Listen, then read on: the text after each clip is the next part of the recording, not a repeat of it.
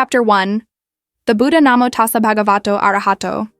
Sama Sambuddhasa, on the full moon day of May, in the year 623 BC, there was born in the district of Nepal an Indian Sakya prince named Siddhartha Gautama, who was destined to be the greatest religious teacher in the world. Brought up in the lap of luxury, receiving an education befitting a prince, he married and had a son.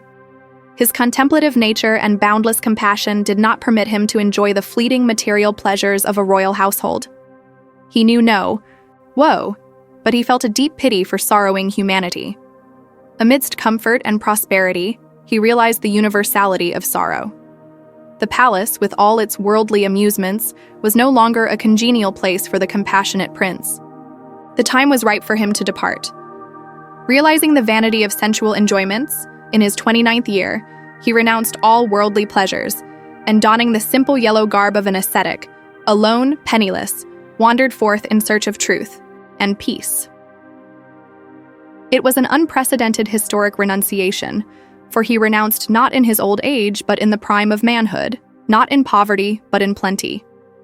As it was the belief in the ancient days that no deliverance could be gained unless one leads a life of strict asceticism, he strenuously practiced all forms of severe austerities, adding vigil after vigil and penance after penance.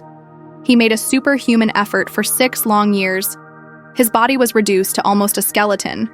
The more he tormented his body, the farther his goal receded from him. The painful, unsuccessful austerities which he strenuously practiced proved absolutely futile. He was now fully convinced through personal experience of the utter futility of self-mortification which weakened his body and resulted in lassitude of spirit.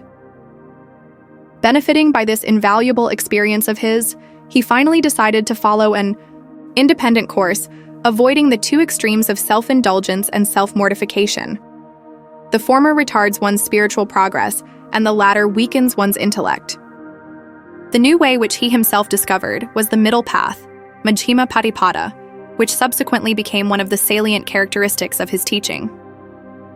One happy morning, while he was deeply absorbed in meditation, unaided and unguided by any supernatural power and solely relying on his efforts and wisdom, he eradicated all defilements, purified himself, and realizing things as they truly are, attained enlightenment Buddhahood at the age of 35. He was not born a Buddha, but he became a Buddha by his own striving. As the perfect embodiment of all the virtues he preached, endowed with deep wisdom commensurate with his boundless compassion, he devoted the remainder of his precious life to serve humanity both by example and precept, dominated by no personal motive whatever, an awakened or enlightened one. After a very successful ministry of 45 long years, the Buddha, as every other human being, succumbed to the inexorable law of change and finally passed away in his 80th year, exhorting his disciples to regard his doctrine as their teacher. The Buddha was a human being. As a man he was born, as a man he lived, and as a man his life came to an end. Though a human being, he became an extraordinary man, Akarya Manusa, but he never arrogated to himself divinity. The Buddha laid stress on this important point and left no room whatever for anyone to fall into the error of thinking that he was an immortal divine being. Fortunately, there is no deification in the case of the Buddha. It should, however, be remarked that there was no teacher, ever so godless as the Buddha, yet none so godlike. The Buddha is neither an incarnation of the Hindu god Vishnu, as is believed by some, nor is he a savior who freely saves others by his personal salvation. The Buddha exhorts his disciples to depend on themselves for their deliverance, for both purity and defilement depend on oneself. Clarifying his relationship with his followers and emphasizing the importance of self-reliance and individual striving, the Buddha plainly states, "You should exert yourselves, the Tathagatas, are only teachers." Lit, thus who hath come. Buddhas point out the path, and it is left for us to follow that path to obtain our purification. To depend on others for salvation is negative, but to depend on oneself is positive. Dependence on others means a surrender of one's effort.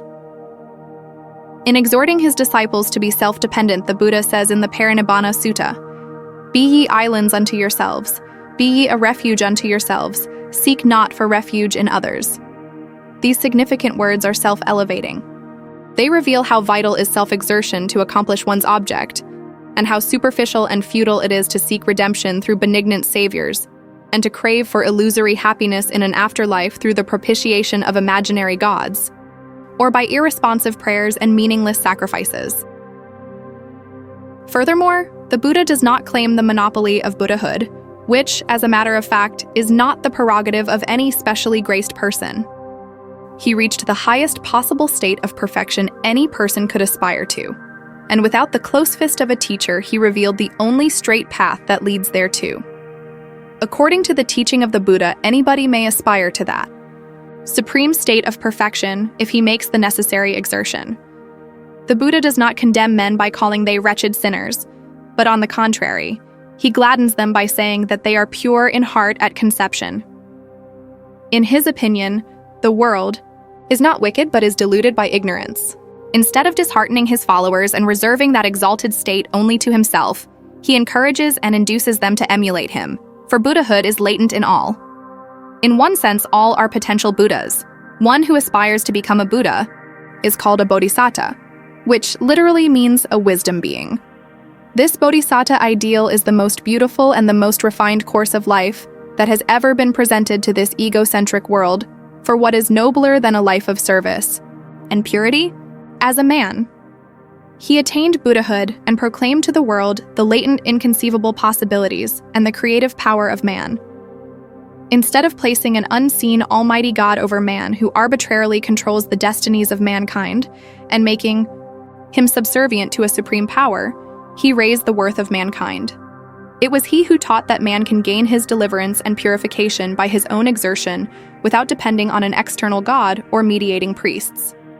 It was he who taught the egocentric world the noble ideal of selfless service. It was he who revolted against the degrading caste system and taught equality of mankind and gave equal opportunities for all to distinguish themselves in every walk of life.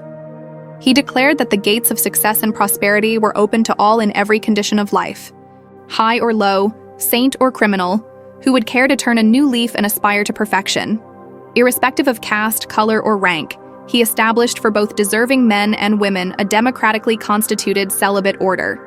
He did not force his followers to be slaves either to his teachings or to himself, but granted complete freedom of thought.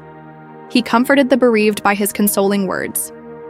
He ministered to the sick that were deserted. He helped the poor that were neglected. He ennobled the lives of the deluded, purified the corrupted lives of criminals. He encouraged the feeble, united the divided, enlightened the ignorant, clarified the mystic, guided the benighted, elevated the base, dignified the noble. Both rich and poor, saints and criminals loved him alike. Despotic and righteous kings, famous and obscure princes and nobles, generous and stingy millionaires, haughty and humble scholars, destitute paupers, downtrodden scavengers, wicked murderers, despised courtesans, all benefited by his words of wisdom and compassion. His noble example was a source of inspiration to all. His serene and peaceful countenance was a soothing sight to the pious eyes. His message of peace and tolerance was welcomed by all with indescribable joy and was of eternal benefit to everyone who had the fortune to hear and practice it. Wherever his teachings penetrated, it left an indelible impression upon the character of the respective peoples. The cultural advancement of all the Buddhist nations was mainly due to his sublime teachings. In fact, all Buddhist countries like Ceylon, Burma, Thailand, Cambodia, Vietnam, Laos, Nepal, Tibet, China, Mongolia, Korea, Japan, etc., grew up in Yimbai, the cradle of Buddhism. Though more than 2,500 years have elapsed since the passing away of this greatest teacher, yet his unique personality exerts a great influence on all who come to know him. His iron will, profound wisdom, universal love, boundless compassion, selfless service, historic renunciation, perfect purity, magnetic personality, exemplary methods employed to propagate the teachings, and his final success. All these factors have compelled about 1/5 of the population of the world today to hail the Buddha as their supreme teacher. Paying a glowing tribute to the Buddha, Sri Radhakrishnan states, "In Gautama the Buddha we have a mastermind from the East second to none, so far as the influence on the thought and life of the human race is concerned. and sacred to all as the founder of a religious tradition whose hold is hardly less wide and deep than any other. He belongs to the history of the world's thought, to the general inheritance of all cultivated men, for judged by intellectual integrity, moral earnestness, and spiritual insight, he is undoubtedly one of the greatest figures in history. In The Three Greatest Men in History, H.G. Wells writes, "In the Buddha you see clearly a man, simple, devout, lonely, battling for light, a vivid human personality, not a myth. He too gave a message to mankind universal in character. Many of our best modern ideas are in closest harmony with it. All the miseries and discontents are due, he taught, to selfishness. Before a man can become serene, he must cease to live for his senses or himself. Then he merges into a great being." Buddha in different language called men to self-forgetfulness 500 years before Christ. In some ways, he is nearer to us and our needs. He was more lucid upon our individual importance and service than Christ, and less ambiguous upon the question of personal immortality. Saint Hilaire remarks, "The perfect model of all the virtues he preaches. His life has not a stain upon it." Faustball says, "The more I know of him, the more I love him." A humble follower of his would say, "The more I know him, the more I love him. The more I love him, the more I know him." Chapter 2, the Dhamma. Is it a philosophy? The non-aggressive moral and philosophical system expounded by the Buddha, which demands no blind faith from its adherents, expounds no dogmatic creeds, encourages no superstitious rites and ceremonies, but advocates a golden mean that guides a disciple through pure living and pure thinking to the gain of supreme wisdom and deliverance from all evil, is called the Dhamma and is popularly known as Buddhism. The all-merciful Buddha has passed away, but the sublime Dhamma, which he unreservedly bequeathed to humanity, still exists in its pristine purity. Although the Master has left no written records of his teachings, his distinguished disciples preserved them by committing to memory and transmitting them orally from generation to generation. Immediately after his demise, 500 chief arahats, versed in the Dhamma, and Vinaya, held a convocation to rehearse the doctrine as was originally taught by the Buddha. Venerable Ananda Thera, who enjoyed the special privilege of hearing all the discourses, recited the Dhamma, while the Venerable Upali recited the Vinaya. Literally, the worthy ones. They are the enlightened disciples who have destroyed all passions. The teaching. The discipline. The Tipitaka was compiled and arranged in its present form by those arahats of old, during the reign of the pious Sinhala king Vatagamani Abhaya, about 83 B.C. The Tipitaka was, for the first time in the history of Buddhism, committed to writing on palm leaves, ola, in Ceylon. This voluminous Tipitaka, which contains the essence of the Buddha's teaching, is estimated to be about 11 times the size of the Bible. A striking contrast between the Tipitaka and the Bible is that the former is not a gradual development like the latter. As the word itself implies, the Tipitaka consists of 3 baskets. They are the basket of discipline, Vinaya Pitaka, the basket of discourses, Sutta Pitaka, and the basket of ultimate doctrine, Abhidhamma Pitaka. Vinaya Pitaka. The Vinaya Pitaka, which is regarded as the sheet anchor to the oldest historic celibate order, the Sangha, mainly deals with rules and regulations which the Buddha promulgated, as occasion arose, for the future discipline of the order of monks, bhikkhus, and nuns, bhikkhunis. It described in detail the gradual development of the sasana, dispensation. An account of the life and ministry of the Buddha is also given. Indirectly, it reveals some important and interesting information about ancient history, Indian customs, arts, science, etc. The Vinaya Pitaka consists of the 5 following books: Vibhanga, Sun, Parajika Pali, Major Offenses, Pachitya Pali, Minor Offenses, Khandaka, Mahavaga Pali, Greater Section 4, Kalavaga Pali, Shorter Section 5, Parivara Pali, Epitome. Of the Vinaya Sutta Pitaka. The Sutta Pitaka consists chiefly of discourses, delivered by the Buddha himself on various occasions. There are also a few discourses delivered by some of his distinguished disciples, such as the Venerable Sariputta, Ananda, Moggallana, etc., included in it. It is like a book of prescriptions, as the sermons embodied therein were expounded to suit the different occasions and the temperaments of various persons. There may be seemingly contradictory statements, but they should not be misconstrued as they were opportunely uttered by the Buddha to suit a particular purpose. For instance, to the selfsame question he would maintain silence, when the inquirer is merely foolishly inquisitive, or give a detailed reply when he knew the inquirer to be an earnest seeker. Most of the sermons were intended mainly for the benefit of bhikkhus, and they deal with the holy life and with the expositions of the doctrine. There are also several other discourses which deal with both the material and moral progress of his lay followers. This Pitaka is divided into 5 Nikayas or collections, viz. 1. Digha Nikaya, collection of long discourses. Majjhima Nikaya, collection of middle-length discourses. Samyutta Nikaya, collection of kindred sayings. Anguttara Nikaya, collection of discourses arranged in accordance with numbers. 5. Khuddaka Nikaya, smaller collection. The 5th is subdivided into 15 books. Khuddakapatha, shorter texts. 2. Dhammapada, way of truth, free.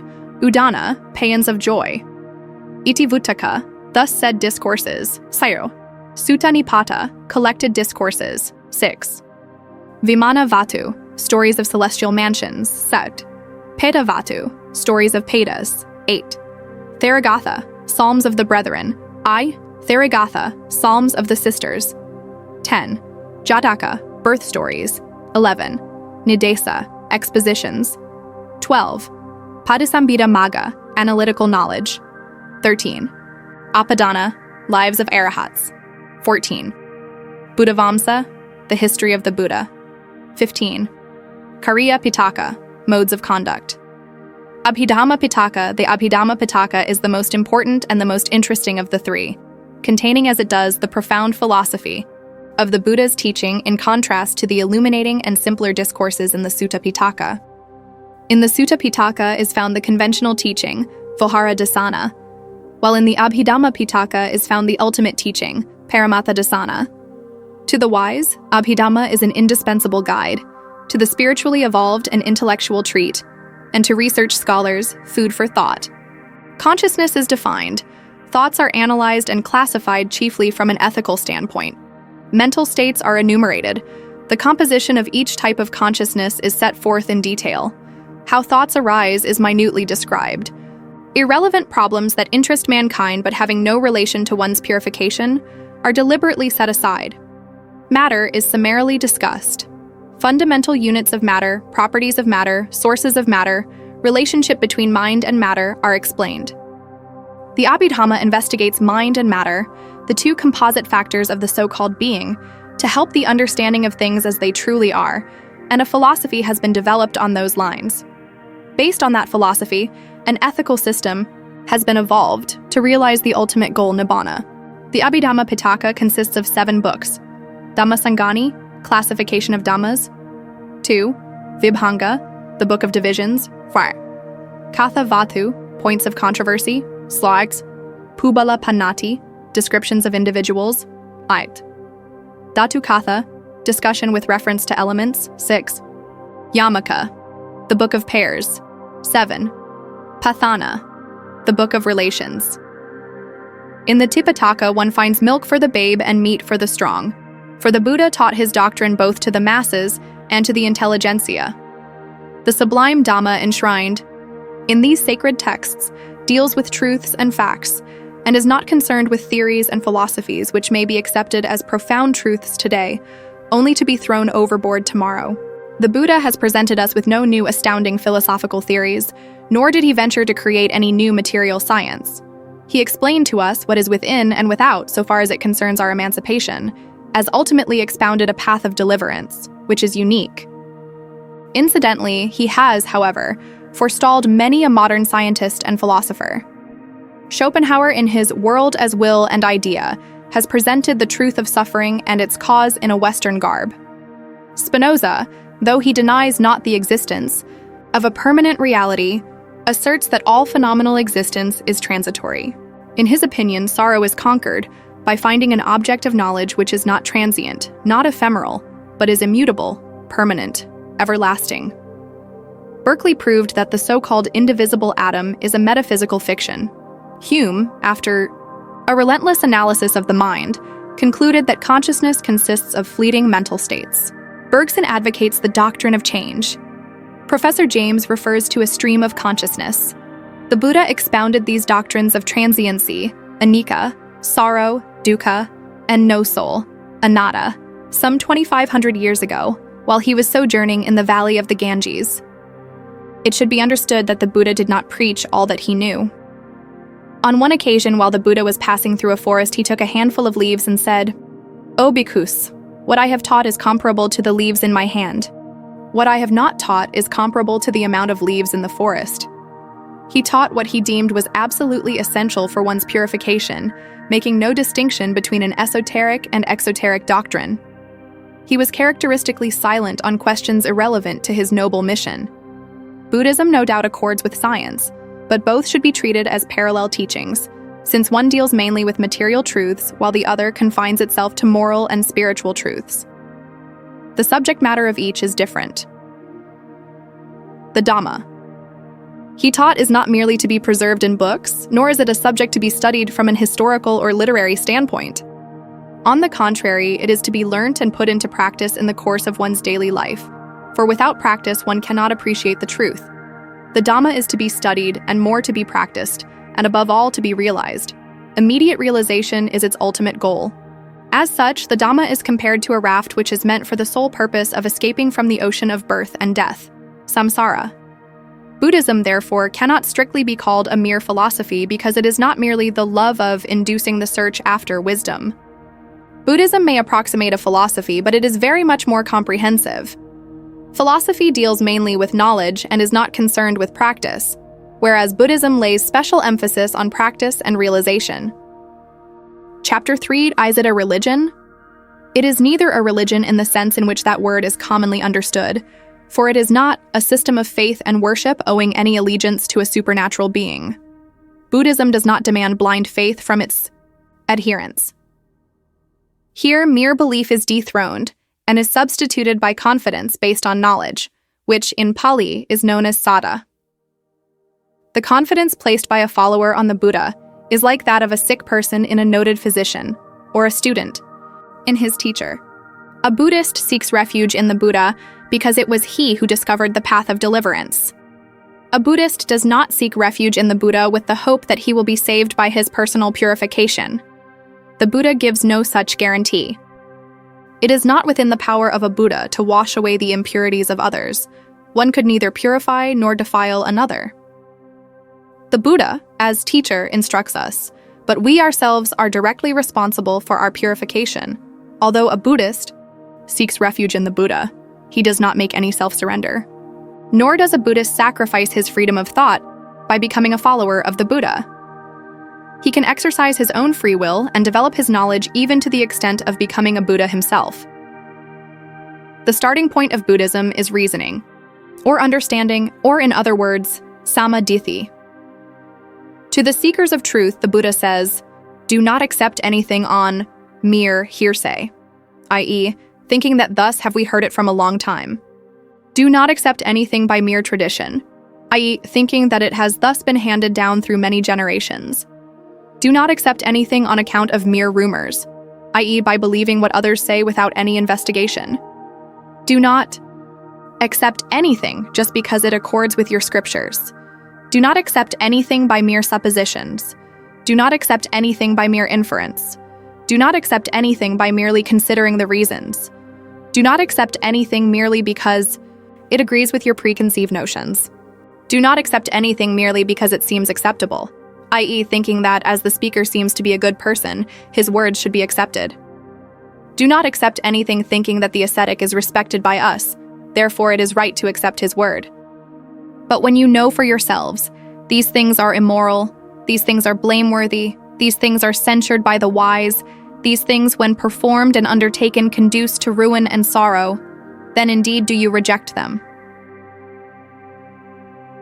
When you know for yourselves, these things are moral, these things are blameless, these things are praised by the wise, These things, when performed and undertaken, conduce to well-being and happiness. Then do you live acting accordingly. These inspiring words of the Buddha still retain their original force and freshness. Though there is no blind faith, one might argue whether there is no worshipping of images, etc.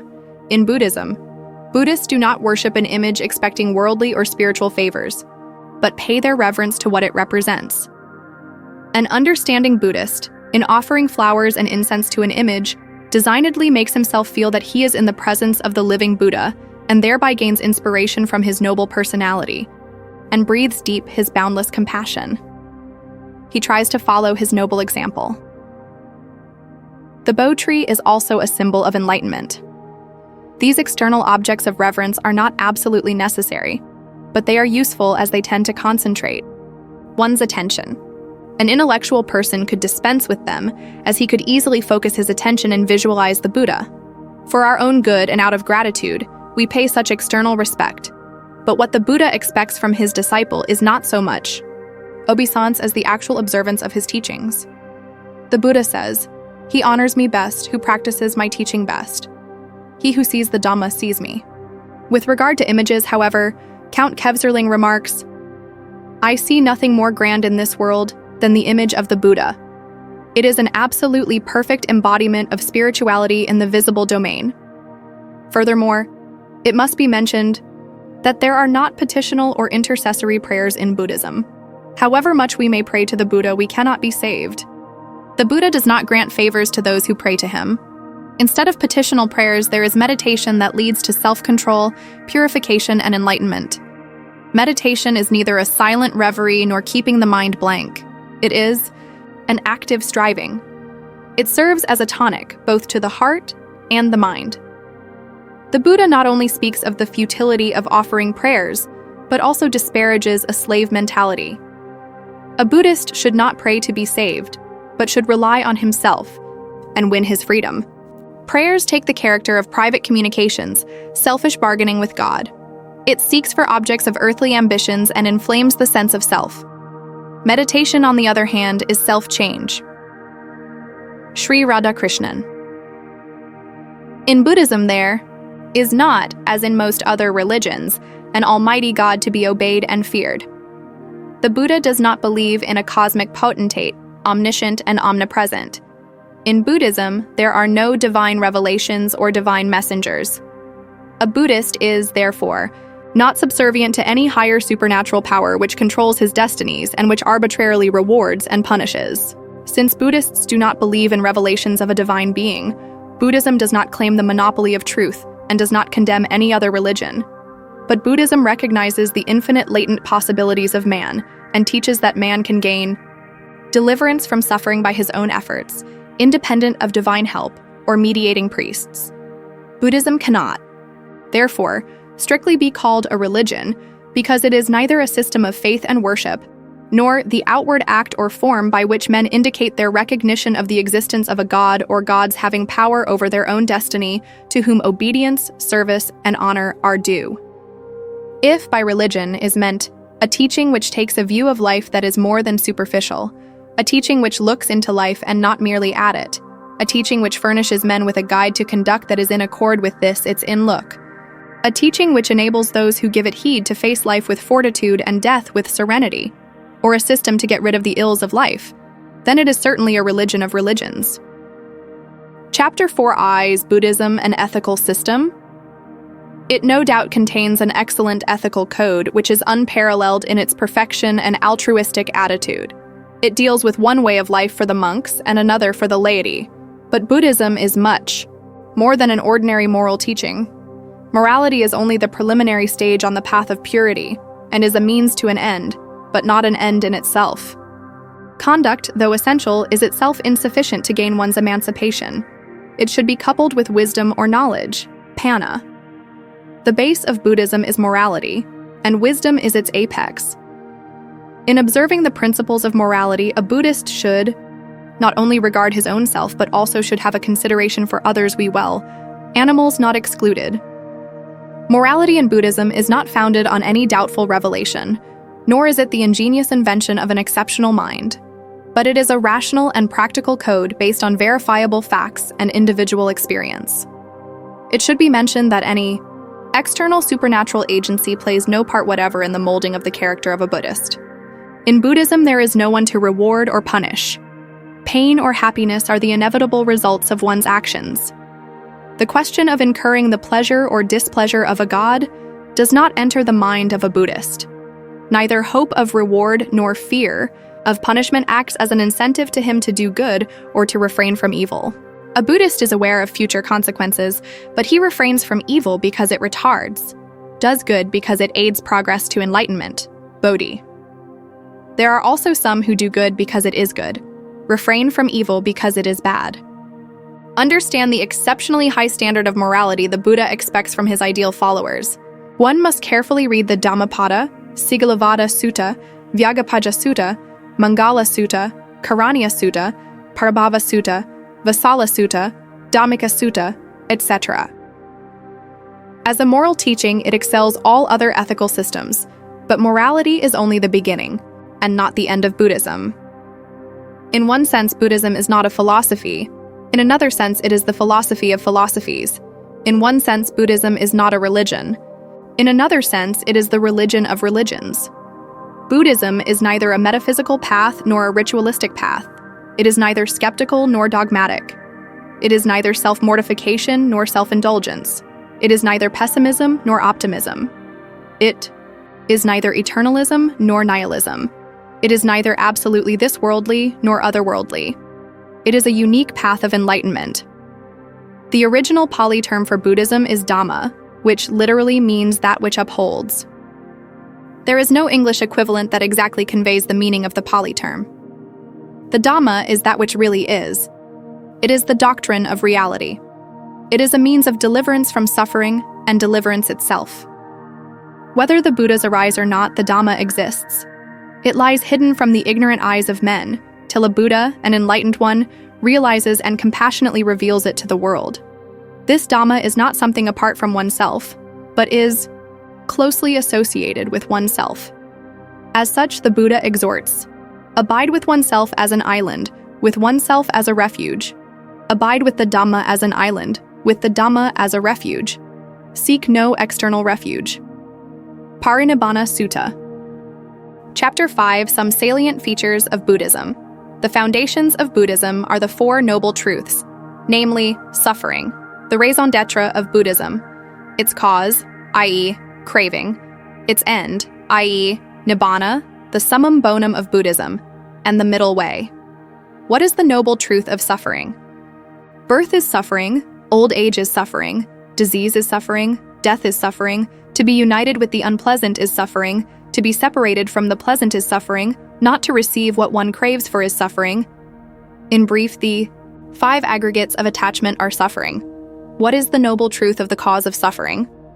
It is the craving which leads from rebirth to rebirth, accompanied by lust of passion, which delights now here, now there.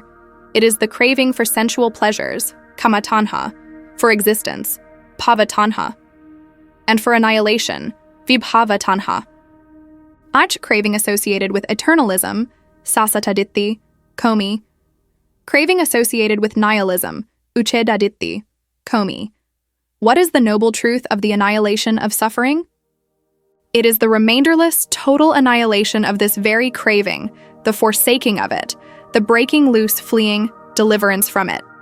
What is the noble truth of the path leading to the annihilation of suffering?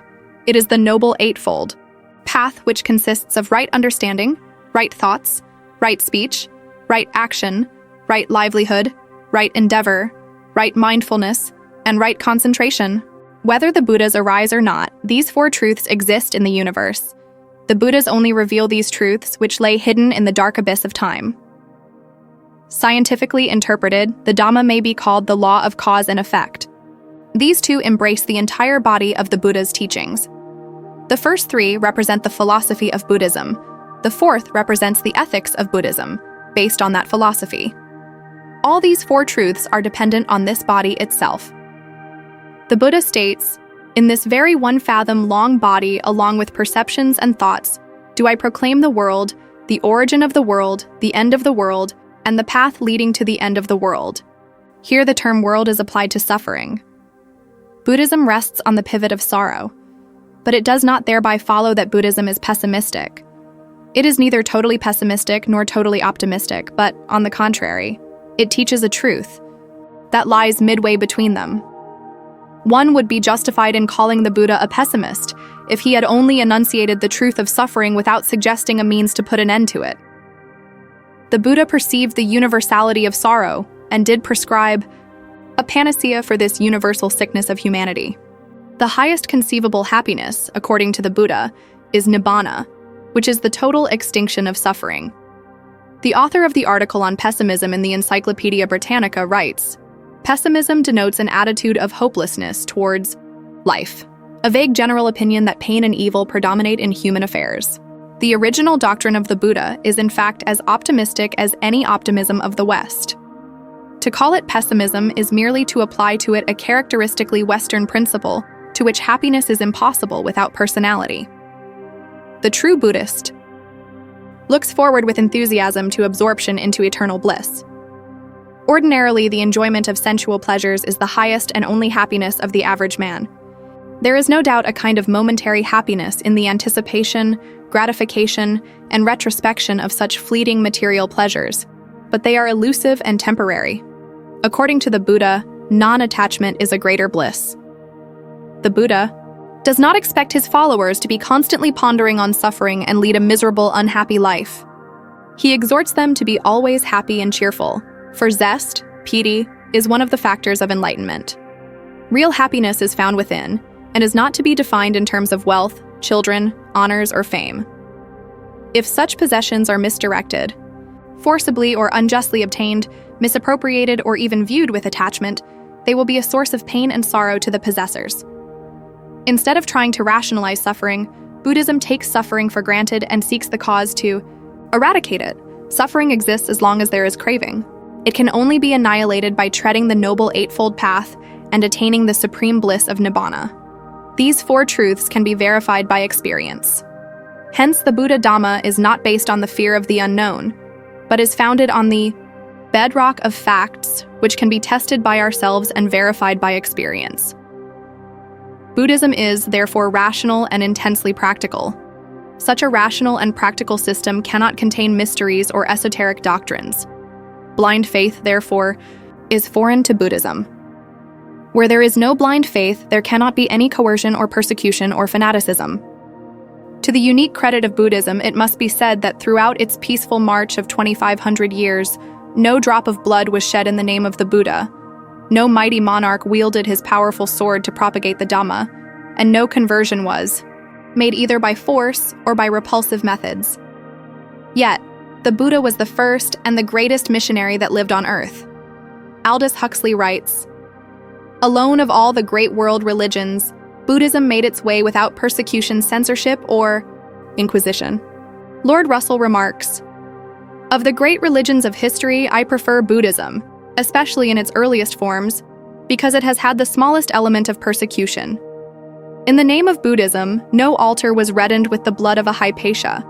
No Bruno was burnt alive. Buddhism appeals more to the intellect than to the emotion. It is concerned more with the character of the devotees than with their numerical strength." On one occasion, Upali, a follower of Nagantha Nataputta, approached the Buddha and was so pleased with the Buddha's exposition of the Dhamma that he instantly expressed his desire to become a follower of the Buddha.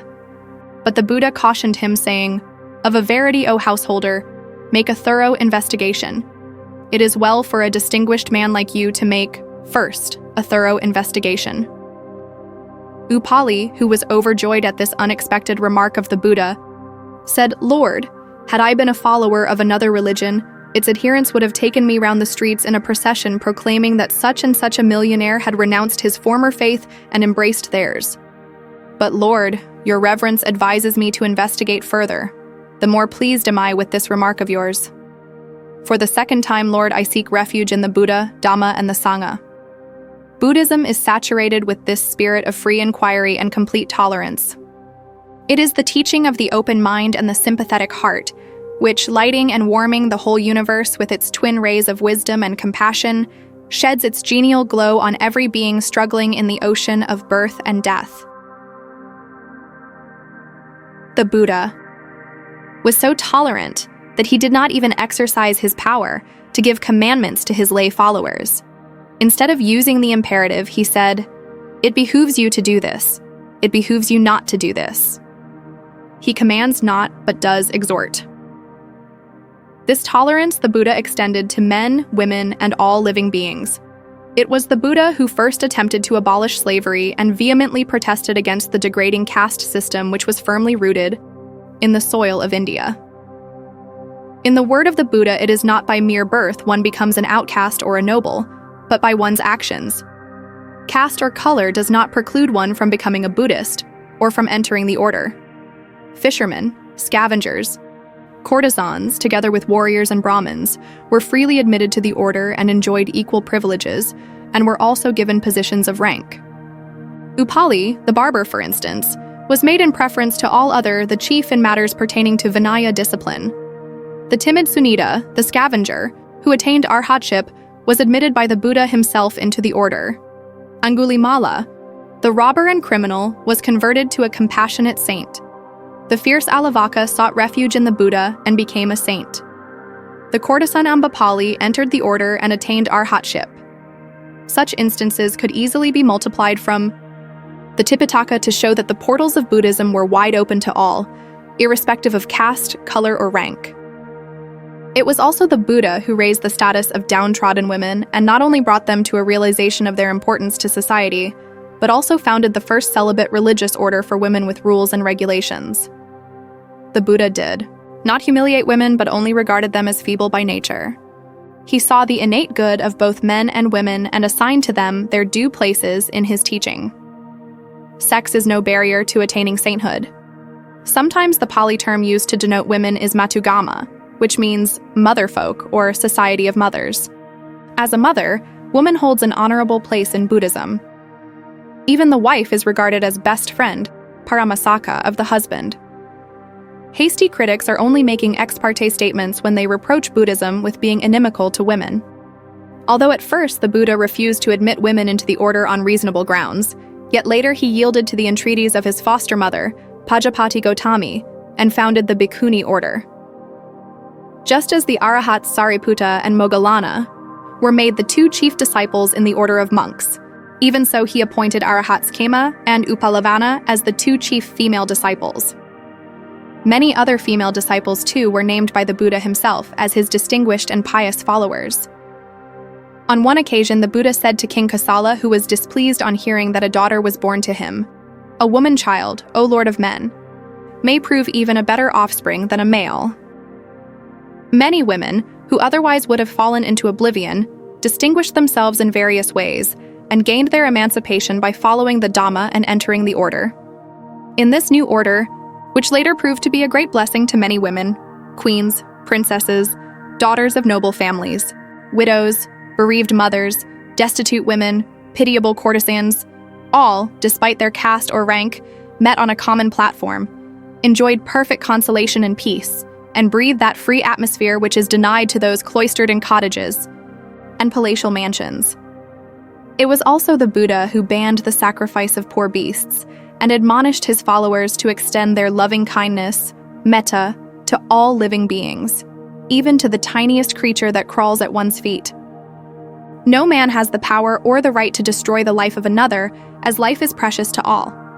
A genuine Buddhist would exercise this loving kindness towards every living being and identify himself with all, making no distinction whatsoever with regard to caste, color, or sex. It is this Buddhist metta that attempts to break all the barriers which separate one from another. There is no reason to keep aloof from others merely because they belong to another persuasion or another nationality. In that noble toleration edict, which is based on Kulavyuha and Mahavyuha Suttas, Asoka says, "Concourse alone is best. That is, all should hearken willingly to the doctrine professed by others." Buddhism is not confined to any country or any particular nation. It is universal. It is not nationalism, which, in other words, is another form of caste system founded on a wider basis. Buddhism, if it be permitted to say so, is supranationalism. To a Buddhist, there is no far or near, no enemy or foreigner, no renegade or untouchable, since universal love realized through understanding has established the brotherhood of all living beings. A real Buddhist is a citizen of the world. He regards the whole world as his motherland and all as his brothers and sisters. Buddhism is, therefore, unique, mainly owing to its tolerance, non-aggressiveness, rationality, practicability, efficacy, and universality. It is the noblest of all unifying influences, and the only lever that can uplift the world. These are some of the salient features of Buddhism, and amongst some of the fundamental doctrines may be said: Karma, or the law of moral causation, the doctrine of rebirth, anatta, and nibbana. Chapter 6, Karma, or the law of moral causation. We are faced with a totally ill-balanced world. We perceive the inequalities and manifold destinies of men and the numerous grades of beings that exist in the universe. We see one born into a condition of affluence, endowed with fine mental, moral, and physical qualities, and another into a condition of abject poverty and wretchedness. Here is a man virtuous and holy, but contrary to his expectation, ill luck is ever ready to greet him. The wicked world runs counter to his ambitions and desires. He is poor and miserable in spite of his honest dealings and piety. There is another vicious and foolish, but accounted to be fortune's darling. He is rewarded with all forms of favors, despite his shortcomings and evil modes of life. Why, it may be questioned, should one be an inferior and another a superior? Why should one be wrested from the hands of a fond mother when he has scarcely seen a few summers, and another should perish in the flower or manhood, or at the ripe age of 80 or 100? Why should one be sick and infirm, and another strong and healthy? Why should one be handsome, and another ugly and hideous, repulsive? To all, why should one be brought up in the lap of luxury, and another in absolute poverty, steeped in misery? Why should one be born a millionaire and another a pauper? Why should one be born with saintly characteristics, and another with criminal tendencies? Why should some be linguists, artists, mathematicians, or musicians from the very cradle? Why should some be congenitally blind, deaf, and deformed? Why should some be blessed and others cursed from their birth? These are some problems that perplex the minds of all thinking men. How are we to account for all this unevenness of the world, this inequality of mankind? Is it due to the work of blind chance or accident? There is nothing in this world that happens by blind chance or accident. To say that anything happens by chance is no more true than that this book has come here of itself. Strictly speaking, nothing happens to man that he does not deserve for some reason or another. Could this be the fiat of an irresponsible creator? Huxley writes, "If we are to assume that anybody has designedly set this wonderful universe going, it is perfectly clear to me that he is no more entirely benevolent, and just in any intelligible sense of the words, than that he is malevolent and unjust." According to Einstein, if this being, God, is omnipotent, then every occurrence, including every human action, every human thought, and every human feeling and aspiration is also his work. How is it possible to think of holding men responsible for their deeds and thoughts before such an almighty being?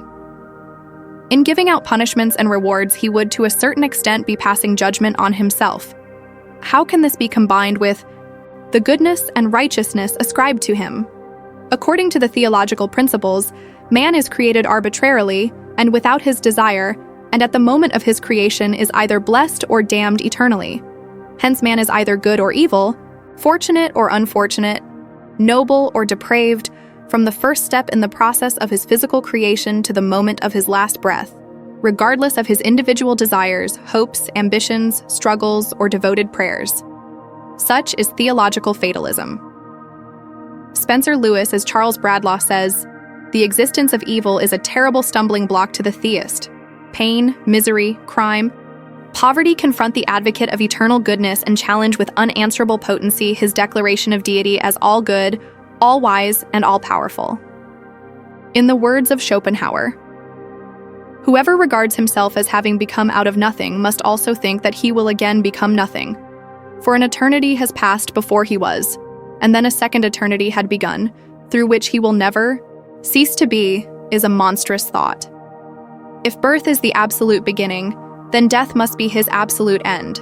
and the assumption that man is made out of nothing leads necessarily to the assumption that death is his absolute end. Commenting on human sufferings and God, Professor J.B.S. Haldane writes, "Either suffering is needed to perfect human character, or God is not almighty. The former theory is disproved by the fact that some people who have suffered very little but have been fortunate in their ancestry and education have very fine characters. The objection to the second is that it is only in connection with the universe as a whole that there is any intellectual gap to be filled by the postulation of a deity, and a creator could presumably create whatever he or it wanted." Lord Russell states, "The world, we are told, was created by a God who is both good and omnipotent. Before he created the world, he foresaw all the pain and misery that it would contain. He is therefore responsible for all of it. It is useless to argue that the pain in the world is due to sin.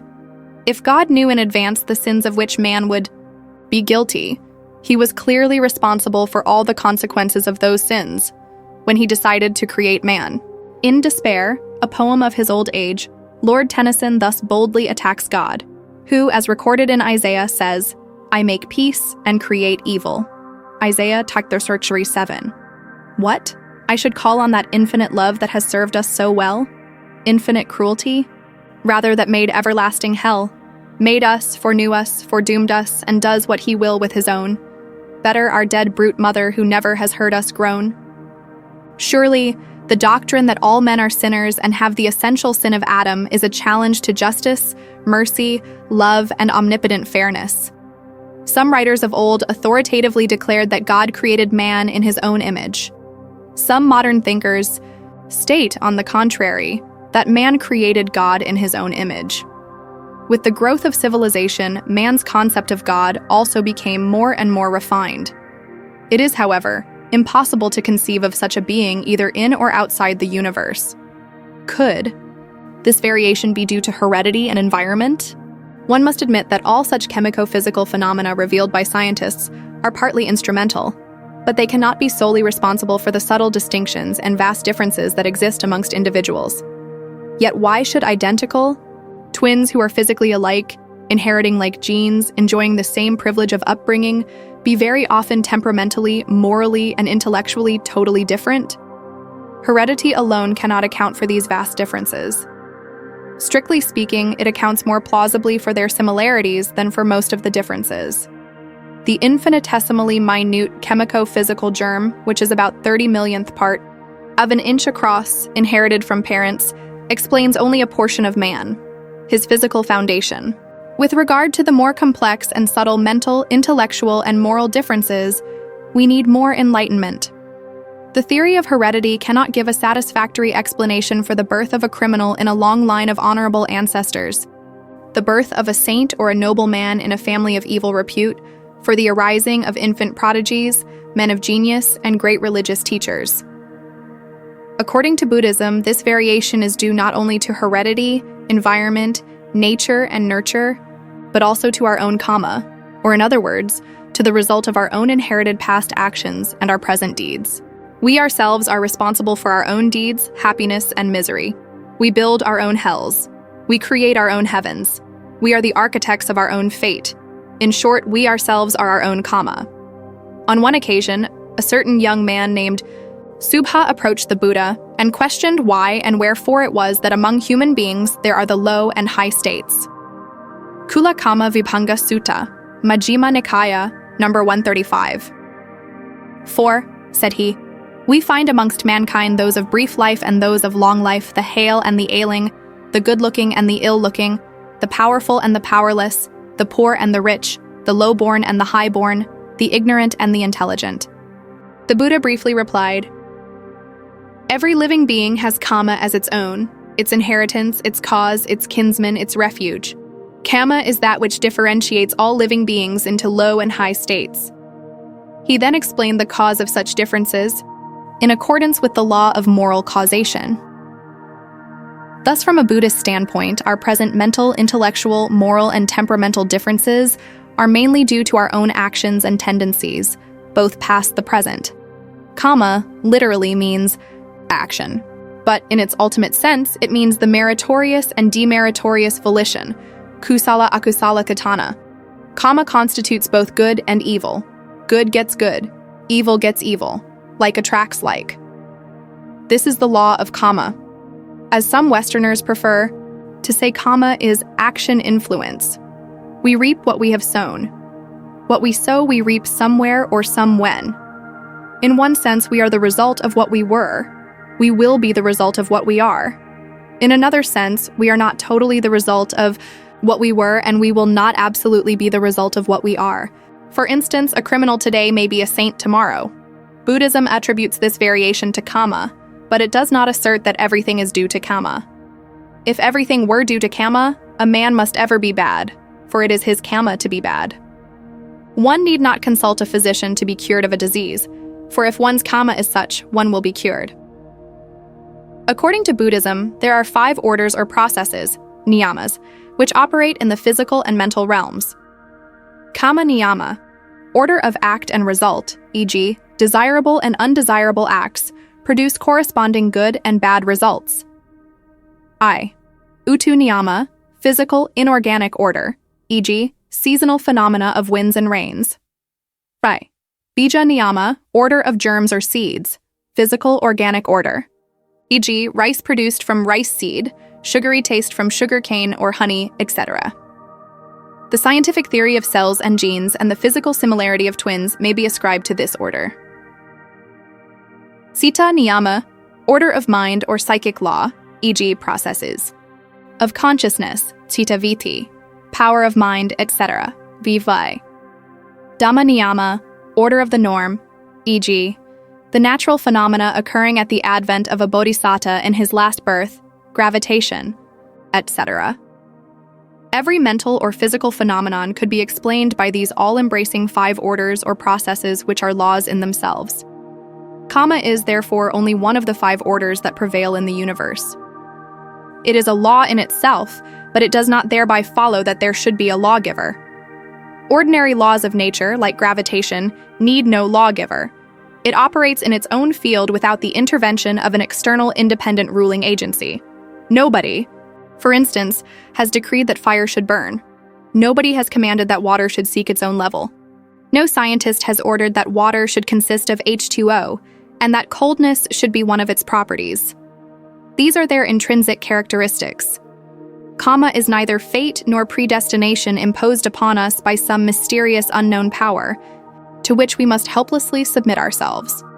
It is one's own doing reacting on oneself, and so one has the possibility to divert the course of karma to some extent. How far one diverts it depends on oneself. It must also be said that such phraseology as rewards and punishments should not be allowed to enter into discussions concerning the problem of karma, for Buddhism does not recognize an almighty being who rules his subjects and rewards and punishes them accordingly. Buddhists, on the contrary, believe that sorrow and happiness one experiences are the natural outcome of one's own good and bad actions. It should be stated that karma has both the continuative and the retributive principle. Inherent in karma is the potentiality of producing its due effect. The cause produces the effect explains the cause. Seed produces the fruit explains the seed, as both are interrelated. Even so, karma and its effect are interrelated. The effect already blooms in the cause. A Buddhist who is fully convinced of the doctrine of karma does not pray to another to be saved, but confidently relies on himself for his purification because it teaches individual responsibility. It is this doctrine of karma that gives him consolation, hope, self-reliance, and moral courage. It is this belief in karma that validates his effort, kindles his enthusiasm, makes him ever kind, tolerant, and considerate. It is also this firm belief in karma that prompts him to refrain from evil, do good and be good without being frightened of any punishment or tempted by any reward. It is this doctrine of karma that can explain the problem of suffering, the mystery of so-called fate or predestination of other religions, and above all, the inequality of mankind. Karma and rebirth are accepted as axiomatic. Chapter 7 are rebirth. As long as this kamic force exists, there is rebirth, for beings are merely the visible manifestation of this invisible kamic force. Death is nothing but the temporary end of this temporary phenomenon. It is not the complete annihilation of this so-called being. The organic life has ceased, but the kamic force which hitherto actuated it has not been destroyed. As the kamic force remains entirely undisturbed by the disintegration of the fleeting body, the passing away of the present dying thought moment only conditions a fresh consciousness in another birth. It is kama, rooted in ignorance and craving, that conditions rebirth. Past kama conditions the present birth, and present kama, in combination with past kama, conditions the future. The present is the offspring of the past, and becomes in turn the parent of the future. If we postulate a past, present, and a future life, then we are at once faced with the alleged mysterious problem. What is the ultimate origin of life? Either there must be a beginning or there cannot be a beginning for life. One school, in attempting to solve the problem, postulates a first cause, God, viewed as a force or as an almighty being. Another school denies a first cause for, in common, experience. The cause ever becomes the effect, and the effect becomes the cause. In a circle of cause and effect, a first cause is inconceivable. According to the former, life has had a beginning. According to the latter, it is beginningless. From the scientific standpoint, we are the direct products of the sperm and ovum cells provided by our parents. As such, life precedes life. With regard to the origin of the first protoplasm of life, or colloid, scientists plead ignorance. According to Buddhism, we are born from the matrix of action, kama yoni. Parents merely provide an infinitesimally small cell. As such, being precedes being. At the moment of conception, it is past kama that conditions the initial consciousness that vitalizes the fetus. It is this invisible kamic energy, generated from the past birth, that produces mental phenomena, and the phenomenon of life in an already extant physical phenomenon, to complete the trio that constitutes man. For a being to be born here, a being must die somewhere. The birth of a being, which strictly means the arising of the 5 aggregates or psychophysical phenomena in this present life, corresponds to the death of a being in a past life, just as, in conventional terms, the rising of the sun in one place means the setting of the sun in another place. This enigmatic statement may be better understood by imagining life as a wave and not as a straight line. Birth and death are only 2 phases of the same process. Birth precedes death, and death, on the other hand, precedes birth. The constant succession of birth and death in connection with each individual life flux constitutes what is technically known as samsara, recurrent wandering. What is the ultimate origin of life? The Buddha declares, without cognizable end is this samsara, a first beginning of beings who, obstructed by ignorance and fettered by craving, wander and fare on, is not to be perceived. This life stream flows ad infinitum, as long as it is fed by the muddy waters of ignorance and craving. When these two are completely cut off, then only if one so wishes does the stream cease to flow. Rebirth ends as in the case of the Buddhas and Arahats. An ultimate beginning of this life stream cannot be determined, as a stage cannot be perceived when this life force was not fraught with ignorance and craving. The Buddha has here referred merely to the beginning of the life stream of living beings. It is left to scientists to speculate on the origin and the evolution of the universe. The Buddha does not attempt to solve all the ethical and philosophical problems that perplex mankind, nor does he deal with theories and speculations that tend neither to edification nor to enlightenment, nor does he demand blind faith from his adherents. He is chiefly concerned with the problem of suffering and its destruction. With but this one practical and specific purpose in view, all irrelevant side issues are completely ignored. But how are we to believe that there is a past existence? The most valuable evidence Buddhists cite in favor of rebirth is the Buddha, for he developed a knowledge which enabled him to read past and future lives. Following his instructions, his disciples also developed this knowledge and were able to read their past lives to a great extent. Even some Indian rishis, before the advent of the Buddha, were distinguished for such psychic powers as clairaudience, clairvoyance, thought reading, remembering past births, etc. There are also some persons who, probably in accordance with the laws of association, spontaneously develop the memory of their past birth and remember fragments of their previous lives. Such cases are very rare, but those few well-attested, respectable cases tend to throw some light on the idea of a past birth. So are the experiences of some modern, dependable psychics, and strange cases of alternating and multiple personalities. In Iba, hypnotic states some relate experiences of their past lives, while a few others read the past lives of others and even heal diseases. See Many Mansions and the World Within by Gina Sermonera. Sometimes we get strange experiences which cannot be explained but by rebirth. How often do we meet persons whom we have never met, and yet instinctively feel that they are quite familiar to us? How often do we visit places, and yet feel impressed that we are perfectly acquainted with those surroundings? The Buddha tells us, through previous associations or present advantage, that old love springs up again like the lotus in the water. Experiences of some reliable modern psychics, ghostly phenomena, spirit communications, strange alternating and multiple personalities, and so on, shed some light upon this problem of rebirth. Into this world come perfect ones like the Buddhas and highly developed personalities. Do they evolve suddenly? Can they be the products of a single existence?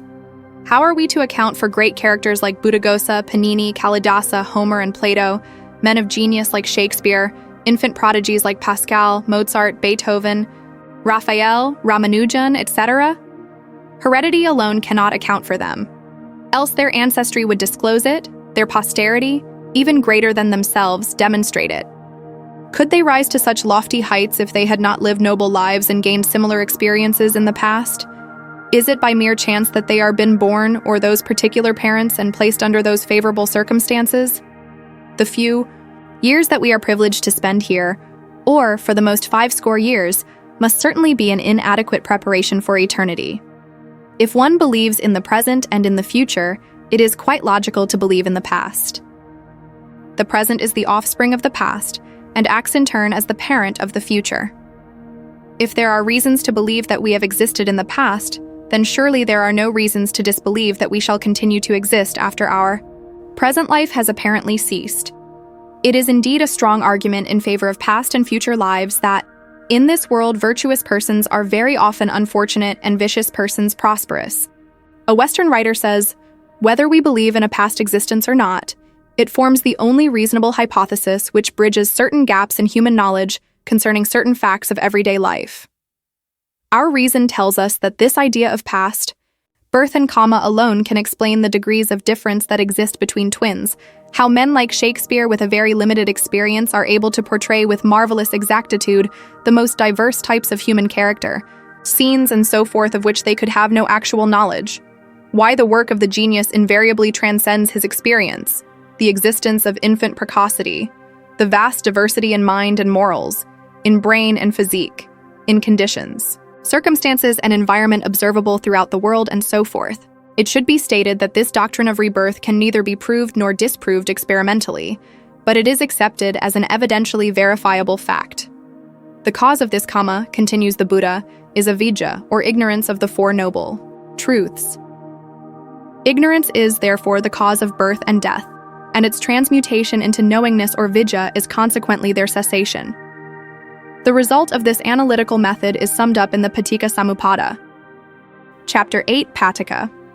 Samuppada, Paticca means because of, or dependent upon, Samuppada, arising or origination. Paticca Samuppada, therefore, literally means dependent arising or dependent origination. It must be borne in mind that Paticca Samuppada is only a discourse on the process of birth and death, and not a theory of the ultimate origin of life. It deals with the cause of rebirth and suffering, but it does not in the least attempt to show the evolution of the world from primordial matter. Ignorance. Avidya is the first link or cause of the wheel of life. It clouds all right understanding. Dependent on ignorance of the Four Noble Truths arise activities, sankhara, both moral and immoral. The activities, whether good or bad, rooted in ignorance, which must necessarily have their due effects, only tend to prolong life's wandering. Nevertheless, good actions are essential to get rid of the ills of life. Dependent on activities arise rebirth consciousness, Vinaya. This links the past with the present. Simultaneous with the arising of rebirth consciousness, there come into being mind and body, Namarupa. The six senses, Salayatana, are the inevitable consequences of mind and body. Because of the six senses, contact, phassa, sets in. Contact leads to feeling, Vedana. These five, viz. Consciousness, mind and matter, six senses, contact and feeling, are the effects of past actions and are called the passive side of life. Dependent on feeling arises craving, tanha. Craving results in grasping, upadana. Grasping is the cause of kama, bhava, which in its turn conditions future birth, jati. Birth is the inevitable cause of old age and death, jara marana. If on account of cause-effect comes to be, then, if the cause ceases, the effect also must cease. The reverse order of the paticca samuppada will make the matter clear. Old age and death are possible in and with a psychophysical organism. Such an organism must be born, therefore it presupposes birth. But birth is the inevitable result of past deeds or kama. Kama is conditioned by grasping, which is due to craving. Such craving can appear only where feeling exists. Feeling is the outcome of contact between the senses and objects. Therefore, it presupposes organs of senses which cannot exist without mind and body. Where there is a mind, there is consciousness. It is the result of past good and evil. The acquisition of good and evil is due to ignorance of things as they truly are. The whole formula may be summed up thus. Dependent on ignorance arise. Activities. Moral and immoral. Activities arises. Consciousness. Rebirth consciousness. Consciousness. Arise mind and matter. Mind and matter arise the six spheres of sense. The six spheres of sense arises. Contact arises. Feeling arises. Craving arises. Grasping arise actions. Kama, actions arises. Rebirth, birth arise. Decay, death, sorrow, lamentation, pain, grief, and despair. Thus does the entire aggregate of suffering arise. The first two of these 12 pertain to the past, the middle 8 to the present, and the last 2 to the future. The complete cessation of ignorance leads to the cessation of activities. The cessation of activities leads to the cessation of consciousness. Consciousness leads to the cessation of mind and matter. Mind and matter leads to the cessation of the six spheres of sense. The six spheres of sense leads to the cessation of contact. Contact leads to the cessation of feeling. Feeling leads to the cessation of craving. Craving leads to the cessation of grasping. Grasping leads to the cessation of actions. Actions leads to the cessation of rebirth. Rebirth leads to the cessation of decay, death, sorrow, lamentation, pain, grief, and despair. Thus does the cessation of this entire aggregate of suffering result. This process of cause and effect continues ad infinitum. The beginning of this process cannot be determined, as it is impossible to say whence this life flux was encompassed by nescience. But when this nescience is turned into knowledge, and the life flux is diverted into nibbana-dhatu, then the end of the life process of samsara comes about. Chapter 9, Anatta, or soullessness. This Buddhist doctrine of rebirth should be distinguished from the theory of reincarnation, which implies the transmigration of a soul and its invariable material rebirth. Buddhism denies the existence of an unchanging, or eternal soul created by a god or emanating from a divine essence, paramatma. If the immortal soul, which is supposed to be the essence of man, is eternal, there cannot be either a rise or a fall. Besides, one cannot understand why different souls are so variously constituted at the outset. To prove the existence of endless felicity in an eternal heaven and unending torments in an eternal hell, an immortal soul is absolutely necessary. Otherwise, what is it that is punished in hell or rewarded in heaven? It should be said, writes Bertrand Russell, that the old distinction between soul and body has evaporated quite as much because matter has lost its solidity as mind has lost its spirituality. Psychology is just beginning to be scientific. In the present state of psychology, belief in immortality can at any rate claim no support from science. Buddhists do agree with Russell when he says, "There is obviously some reason in which I am the same person as I was yesterday. And to take an even more obvious example, if I simultaneously see a man and hear him speaking, there is some sense in which the eye that sees is the same as the eye that hears." Till recently, scientists believed in an indivisible and indestructible atom. For sufficient reasons, physicists have reduced this atom to a series of events. For equally good reasons, Psychologists find that mind has not the identity of a single continuing thing, but is a series of occurrences bound together by certain intimate relations. The question of immortality, therefore, has become the question whether these intimate relations exist between occurrences connected with a living body and other occurrences which take place after that body is dead. As C.E.M. Joad says in The Meaning of Life, matter has since disintegrated under our very eyes. It is no longer solid. It is no longer enduring. It is no longer determined by compulsive causal laws. And more important than all, it is no longer known. The so-called atoms, it seems, are both divisible and destructible. The electrons and protons that compose atoms can meet and annihilate one another, while their persistence, such as it is rather that of a wave lacking fixed boundaries, and in process of continual change both as regards shape and position, than that of a thing. C.E.M. Joad, The Meaning of Life. Bishop Berkeley, who showed that this so-called atom is a metaphysical fiction, held that there exists a spiritual substance called the soul. Hume, for instance, looked into consciousness and perceived that there was nothing except fleeting mental states, and concluded that the supposed permanent ego is non-existent. There are some philosophers, he says, who imagine we are every moment conscious of what we call ourself, that we feel its existence and its continuance in existence, and so we are certain both of its perfect identity and simplicity. For my part, when I enter most intimately into what I call myself, I always stumble on some particular perception or other of heat or cold, light or shade, love or hatred, pain or pleasure. I never catch myself, and never can observe anything but the perception, nor do I conceive what is further requisite to make me a perfect non-entity. Bergson says, all consciousness is time existence, and a conscious state is not a state that endures without changing. It is a change without ceasing. When change ceases, it ceases. It is itself nothing but change. Dealing with this question of soul, Professor James says, the soul theory is a complete superfluity, so far as accounting for the actually verified facts of conscious experience goes. So far, no one can be compelled to subscribe to it for definite scientific reasons. In concluding his interesting chapter on the soul, he says, and in this book, the provisional solution which we have reached must be the final word. The thoughts themselves are the thinkers. Watson, a distinguished psychologist, states, no one has ever touched a soul or has seen one in a test tube, or has in any way come into relationship with it, as he has with the other objects of his daily experience. Nevertheless, to doubt its existence is to become a heretic, and once might possibly even had led to the loss of one's head. Even today, a man holding a public position dare not question it. The Buddha anticipated these facts some 2,500 years ago, according to Buddhism, mind is nothing but a complex compound of fleeting mental states.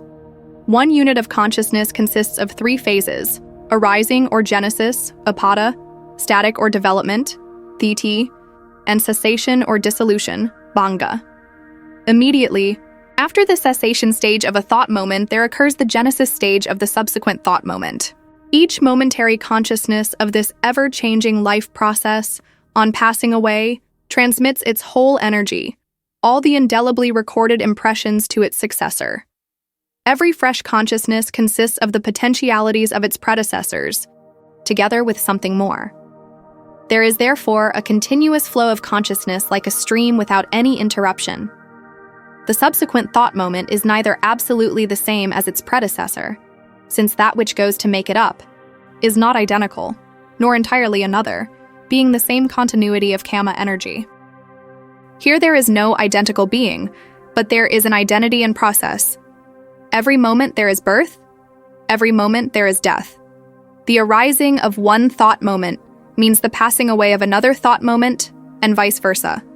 In the course of one lifetime, there is momentary rebirth without a soul. It must not be understood that a consciousness is chopped up in bits and joined together like a train or a chain. But on the contrary, it persistently flows on like a river, receiving from the tributary streams of sense constant accretions to its flood, and ever dispensing to the world without the thought stuff it has gathered by the way. It has birth for its source and death for its mouth. The rapidity of the flow is such that hardly is there any standard whereby it can be measured even approximately. However, it pleases the commentators to say that the time duration of one thought moment is even less than 1/1000th part of the time occupied by a flash of lightning. See Compendium of Philosophy, Tyre by Xuezhan Ong, Polytext Society, London. Introduction, Paisa 12. Here we find a juxtaposition of such fleeting mental states of consciousness opposed to a superposition of such states as some appear to believe. No state once gone ever recurs, nor is identical with what goes before. But we worldlings, veiled by the web of illusion, mistake this apparent continuity to be something eternal, and go to the extent of introducing an unchanging soul, an atta, the supposed doer and receptacle of all actions to this ever-changing consciousness. The so-called being is like a flash of lightning that is resolved into a succession of sparks that follow upon one another, with such rapidity that the human retina cannot perceive them separately, nor can the uninstructed conceive of such succession, of separate sparks. As the wheel of a cart rests on the ground at one point, so does the being live only for one thought moment. It is always in the present, and is ever slipping into the irrevocable past. What we shall become is determined by this present thought moment. Compare the cinematograph film, where the individual photographs give rise to a notion of movement. If there is no soul, what is it that is reborn, one might ask? Well, there is nothing to be reborn. When life ceases, the chemic energy rematerializes itself in another form.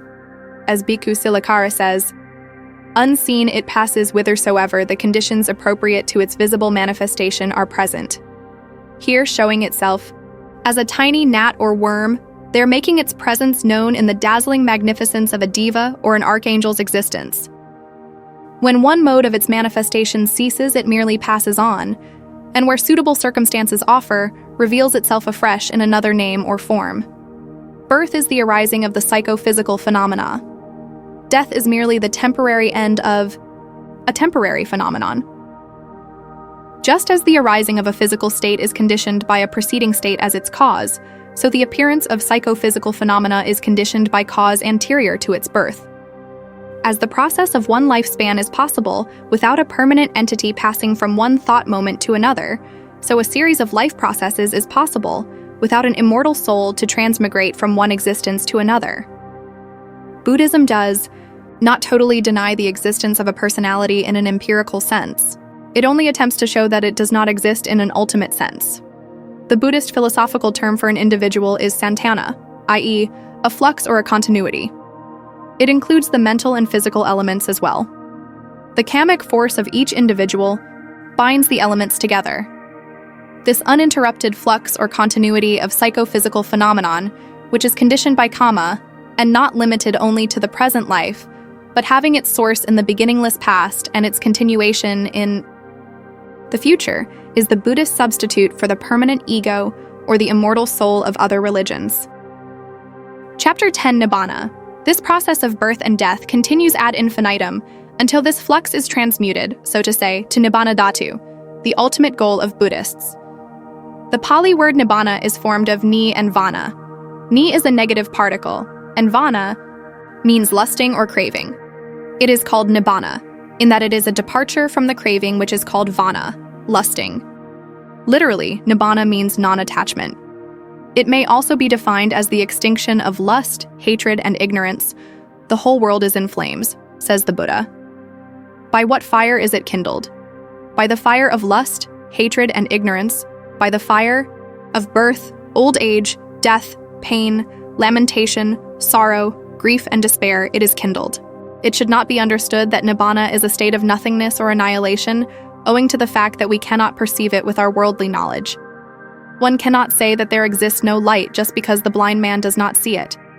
In that well-known story, too, the fish arguing with his friend, the turtle, triumphantly concluded that there exists no land. Nibbana of the Buddhists is neither a mere nothingness nor a state of annihilation, but what it is, no words can adequately express. Nibbana is a Dhamma which is unborn, unoriginated, uncreated, and unformed. Hence, it is eternal, duva, desirable, subha, and happy, sukha. In Nibbana, nothing is eternalized. nor is anything annihilated besides suffering. According to the book's references are made to nibbana as sopadisesa and anupadisesa. These, in fact, are not two kinds of nibbana, but the one single nibbana, receiving its name according to the way it is experienced before and after death. Nibbana is not situated in any place, nor is it a sort of heaven where a transcendental ego resides. It is a state which is dependent upon this body itself. It is an attainment, Dhamma, which is within the reach of all. Nibbana is a supramundane state attainable even in this present life. Buddhism does not state that this ultimate goal could be reached only in a life beyond. Here lies the chief difference between the Buddhist conception of Nibbana and the non-Buddhist conception of an eternal heaven attainable only after death, or a union with a god or divine essence in an afterlife. When Nibbana is realized in this life with the body remaining, it is called sopadisesa nibbana dhatu. When an arahat attains parinibbana, after the dissolution of his body, without any remainder of physical existence, it is called anupadisesa nibbana dhatu. In the words of Sir Edwin Arnold, if any teach nirvana is to cease, say unto such they lie. If any teach nirvana is to love, say unto such they err. From a metaphysical standpoint, nibbana is deliverance from suffering. From a psychological standpoint, nibbana is the eradication of egoism. From an ethical standpoint, nibbana is the destruction of lust, hatred, and ignorance. Does the arahat exist or not after death? The Buddha replies, the arahat who has been released from the five aggregates is deep, immeasurable like the mighty ocean. To say that he is reborn would not fit the case. To say that he is neither reborn nor not reborn would not fit the case. 1. Cannot say that an arahat is reborn, as all passions that condition rebirth are eradicated, nor can one say that the arahat is annihilated, for there is nothing to annihilate. Robert Oppenheimer, a scientist, writes, if we ask, for instance, whether the position of the electron remains the same, we must say no. If we ask whether the electron's position changes with time, we must say no. If we ask whether the electron is at rest, we must say no. If we ask whether it is in motion, we must say no. The Buddha has given such answers when interrogated, as to the conditions of man's self after death. But they are not familiar answers from the tradition of the 17th and 18th century science. Evidently, the writer is referring to the state of an arahat after death. Chapter 11. The Path to Nibbana. How is Nibbana to be attained? It is by following the Noble Eightfold Path, which consists of right understanding, samaditthi, right thoughts, sammasankappa, right speech, sammavaka, right actions, sammakamanta, right livelihood, samma ajiva, right effort, samma vayama, right mindfulness, samma sati, and right concentration, samma samadhi. Right understanding, which is the keynote of Buddhism, is explained as the knowledge of the Four Noble Truths. To understand rightly means to understand things as they really are, and not as they appear to be. This refers primarily to a correct understanding of oneself, because, as the Rohitassa Sutta states, dependent on this 1 fathom-long body with its consciousness are all the Four Truths. In the practice of the Noble Eightfold Path, right understanding stands at the beginning as well as at its end. A minimum degree of right understanding is necessary at the very beginning, because it gives the right motivations to the other 7 factors of the path and gives to them correct direction.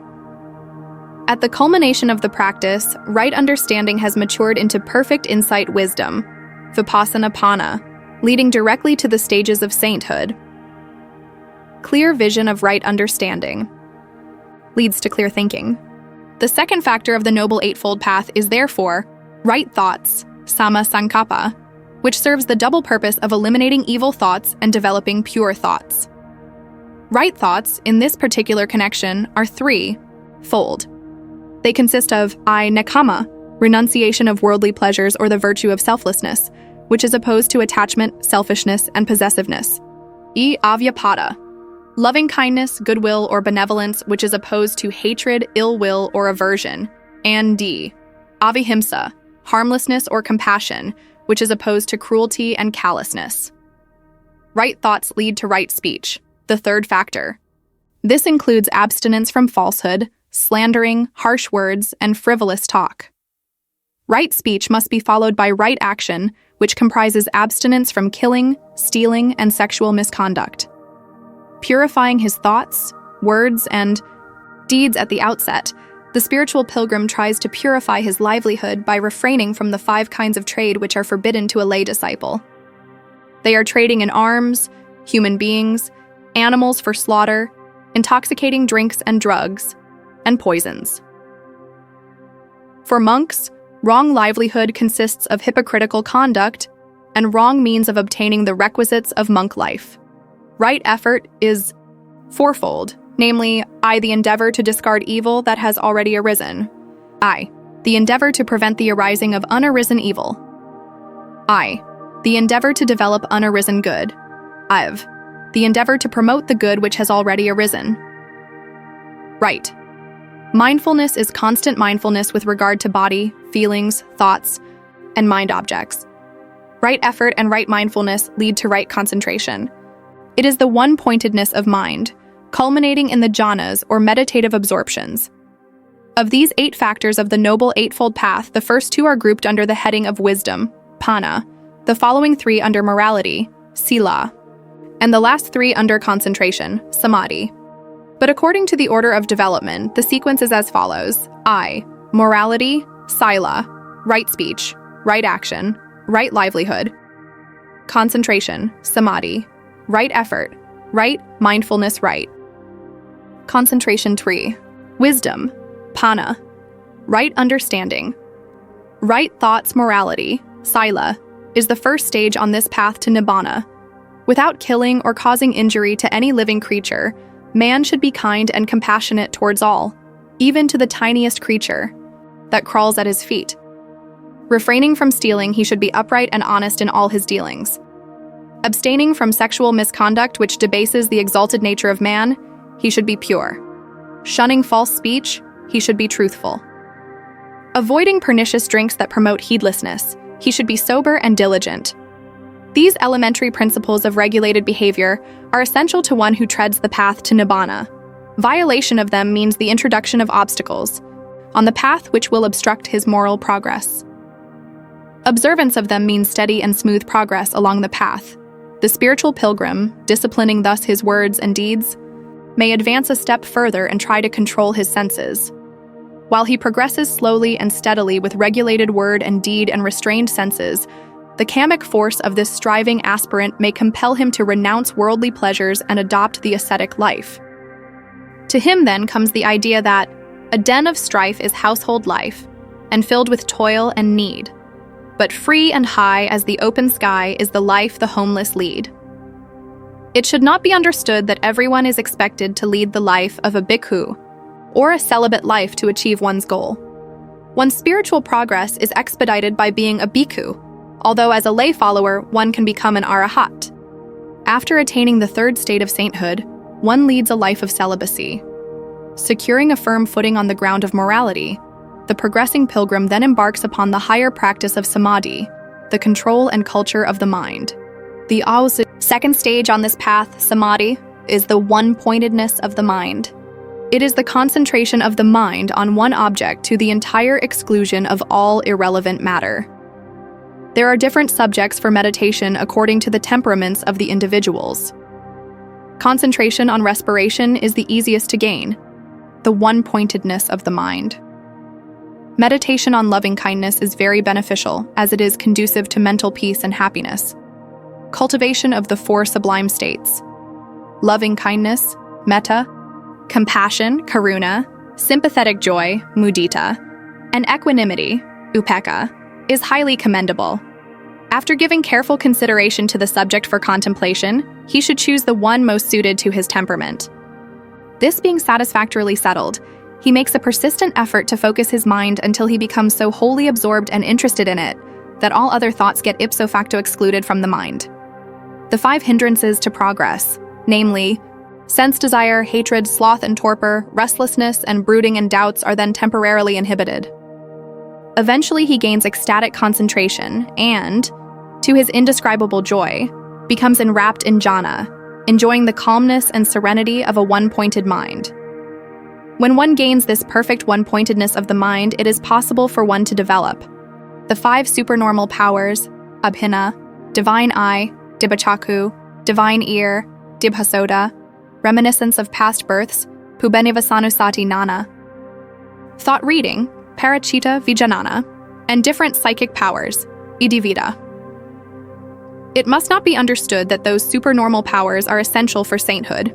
Though the mind is now purified, there still lies dormant in him the tendency to give vent to his passions, for by concentration, passions are lulled to sleep temporarily. They may rise to the surface at unexpected moments. Both discipline and concentration are helpful to clear the path of its obstacles, but it is insight, Vipassanapana, alone, which enables one to see things as they truly are, and consequently, reach the ultimate goal by completely annihilating the passions inhibited by samadhi. This is the third and the final stage on the path of nibbana. With his one-pointed mind, which now resembles a polished mirror, he looks at the world to get a correct view of life.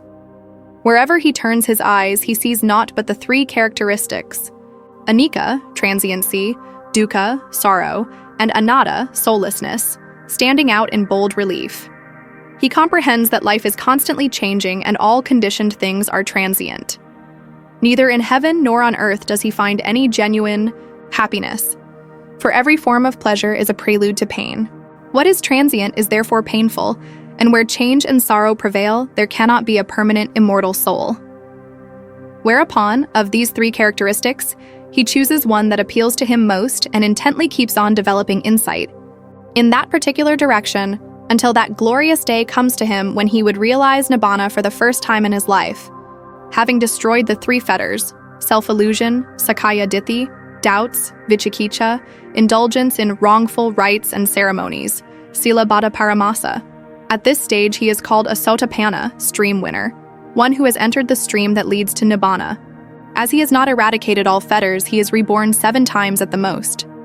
Summoning up fresh courage, as a result of this glimpse of nibbana, the pilgrim makes rapid progress and, cultivating deeper insight, becomes a sakadagami, once returner, by weakening 2 more fetters, namely sense desire, kamaraga, and ill will, patiga.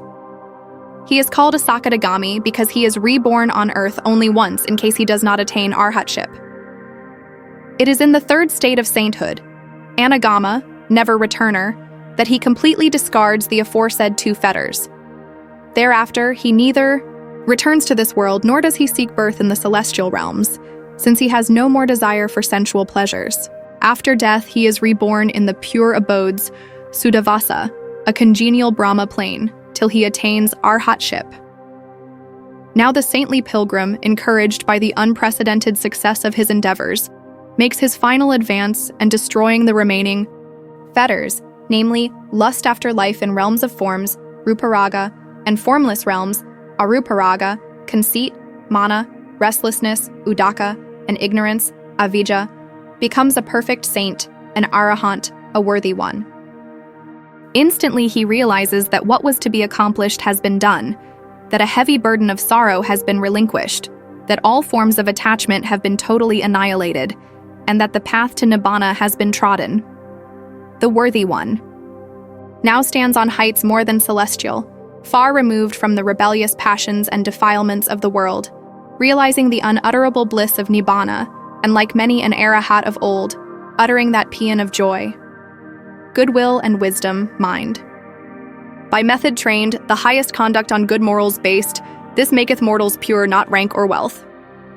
As T.H. Huxley states, Buddhism is a system which knows no God in the Western sense, which denies a soul to man, which counts the belief in immortality a blunder, which refuses any efficacy to prayer and sacrifice, which bids men to look to nothing but their own efforts for salvation, which in its original purity knew nothing of vows of obedience and never sought the aid of the secular arm, yet spread over a considerable moiety of the world with marvelous rapidity, and is still the dominant creed of a large fraction of mankind. Appendix concentration on respiration, Anapana. Sati Anapana. Sati is mindfulness on respiration. Ana means inhalation and apana exhalation. Concentration on the breathing process leads to one-pointedness of the mind and ultimately to insight, which enables one to attain sainthood or arhatship. The Buddha also practiced concentration on respiration before he attained enlightenment. This harmless concentration may be practiced by any person irrespective of religious beliefs. Adopting a convenient posture, keep the body erect. Place the right hand over the left hand. Eyes may be closed or half closed. Easterners generally sit cross-legged with the body erect.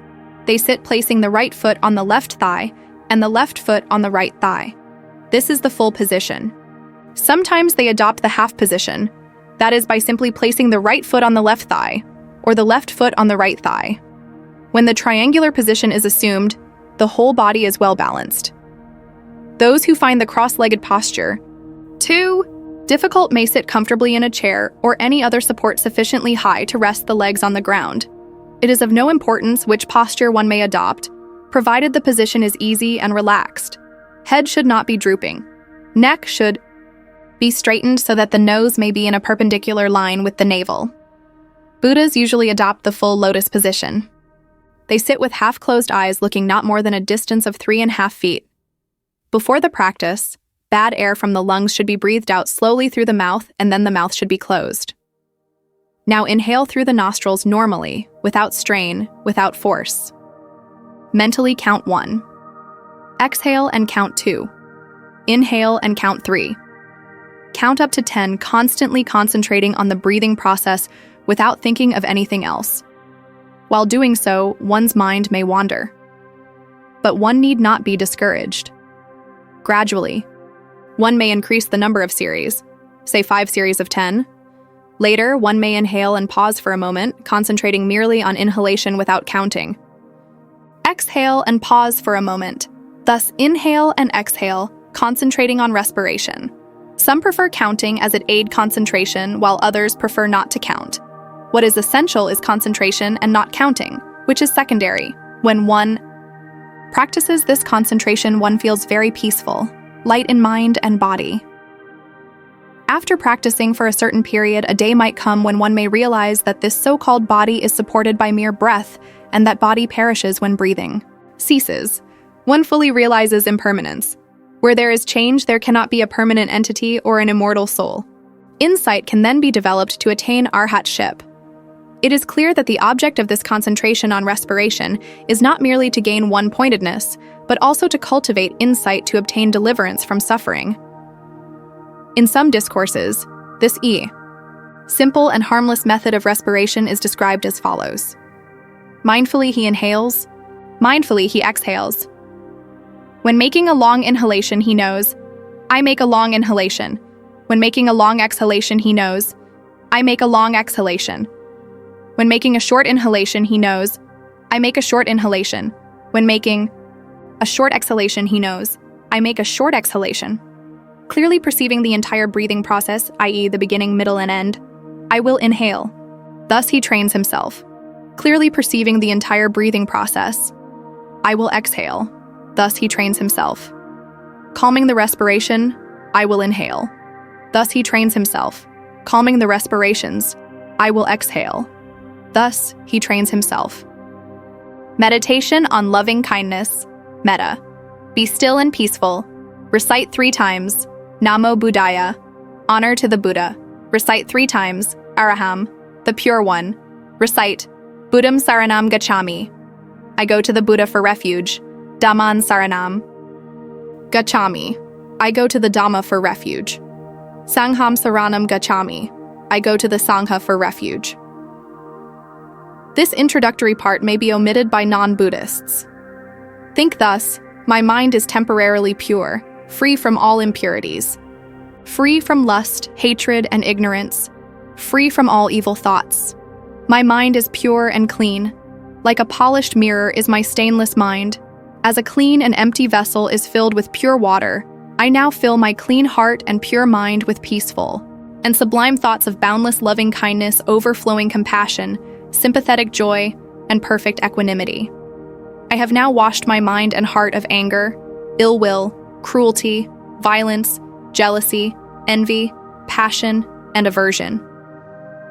Think 10 times, may I be well and happy. May I be free from suffering, disease, grief, worry, and anger. May I be strong, self-confident, healthy, and peaceful. Here the term I is used in a conventional sense. Think thus. Now I charge every particle of my system, from head to foot, with thoughts of boundless loving kindness and compassion. I am the embodiment of loving kindness and compassion. My whole body is saturated with loving kindness and compassion. I am a stronghold, a fortress of loving kindness and compassion. I am nothing but loving kindness and compassion.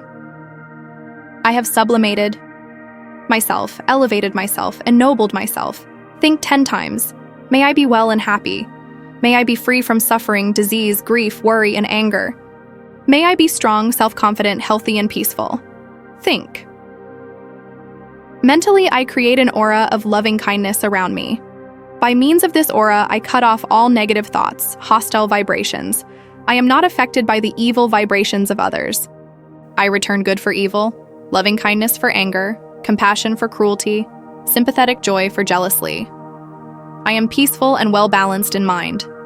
Now I am a fortress of loving kindness, a stronghold of morality. What I have gained, I now give unto others. Think of all your near and dear ones at home, individually or collectively, and fill them with thoughts of loving kindness and wish them peace and happiness, repeating, may all beings be well and happy. Then think of all seen and unseen beings, living near and far, men, women, animals, and all living beings, in the east, west, north, south, above and below, and radiate boundless loving kindness, without any enmity or obstruction, towards all, irrespective of class, creed, color, or sex. Think that all are your brothers and sisters, fellow beings in the ocean of life. You identify with all. You are one with all. Repeat 10 times. May all beings be well and happy, and wish them all peace and happiness. In the course of your daily life, try to translate your thoughts into action as occasion demands. Perfections, parami. Ciao. May I be generous and helpful. Dana, generosity. May I be well-disciplined and refined in manners. May I be pure and clean in all my dealings. May my thoughts, words, and deeds be pure. Sila, morality, bro. May I not be selfish and self-possessive, but selfless and disinterested. May I be able to sacrifice my pleasure for the sake of others. Nekkhamma, renunciation. May I be wise and be able to see things as they truly are. May I see the light of truth and lead others from darkness to light. May I be enlightened and be able to enlighten others. May I be able to give the benefit of my knowledge to others. Panna, wisdom. May I be energetic, vigorous, and persevering. May I strive diligently until I achieve my goal. May I be fearless in facing dangers and courageously surmount all obstacles. May I be able to serve others to the best of my ability. Virya, energy. 6. May I be ever patient. May I be able to bear and forbear the wrongs of others. May I ever be tolerant and see the good and beautiful in all. Khanti, patience. May I ever be truthful and honest. May I not hide the truth to be polite. May I never swerve from the path of truth. Sakka, truthfulness. May I be firm and resolute and have an iron will. May I be soft as a flower and firm as a rock. May I ever be high-principled. Adithana, determination. May I ever be kind, friendly, and compassionate. May I be able to regard all as my brothers and sisters and be one with all. Metta, loving kindness. 10. May I ever be calm, serene, unruffled, and peaceful. May I gain a balanced mind. May I have perfect equanimity. Upekkha, equanimity. May I serve to be perfect. May I be perfect to serve.